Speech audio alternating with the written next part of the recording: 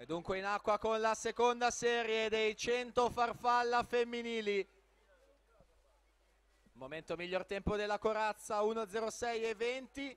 Vincitrice della seconda serie Alice Ghiselli Ricci in 1:06 e 10. Noi siamo pronti allora per andare a presentare le atlete della